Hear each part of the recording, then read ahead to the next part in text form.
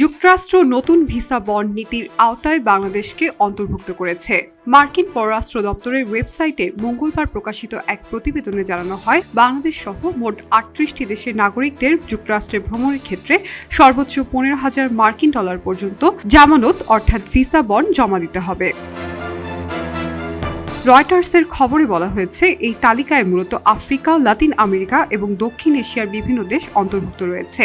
মঙ্গলবার পর্যন্ত তালিকায় ৩৮টি দেশ থাকলেও আগামী ২১ জানুয়ারি থেকে নতুন করে যুক্ত হওয়া এই দেশগুলোর ক্ষেত্রে এই নীতি কার্যকর হবে।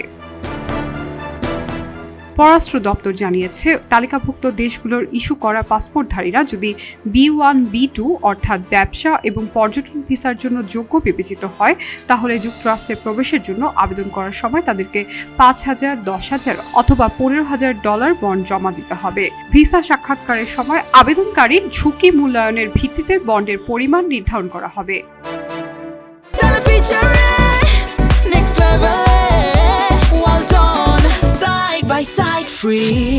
বন্ড প্রদানকারী ভিসাধারীরা যুক্তরাষ্ট্রের নির্দিষ্ট ৩টি আন্তর্জাতিক বিমানবন্দর দিয়ে দেশটিতে প্রবেশ করতে পারবেন। বিমানবন্দরগুলো হলো বোস্টন লাগান আন্তর্জাতিক বিমানবন্দর, নিউ ইয়র্কের জন এফ কেনেডি আন্তর্জাতিক বিমানবন্দর এবং ওয়াশিংটন ডুলস আন্তর্জাতিক বিমানবন্দর। আবেদনকারীদের মার্কিন ট্রেজারি বিভাগের অনলাইন পেমেন্ট প্ল্যাটফর্ম pay.government-এর মাধ্যমে বন্ডের শর্তে সম্মতি জানাতে হবে।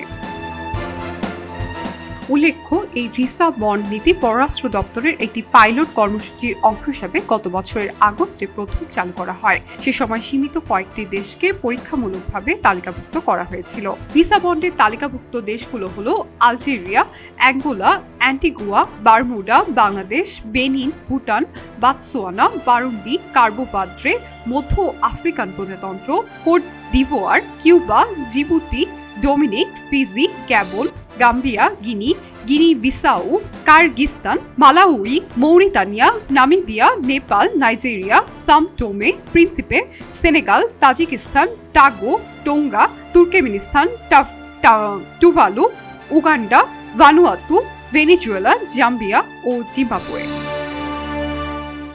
খবরের কাগজ, নিখাত, নির্ভীক, নিরপেক্ষ।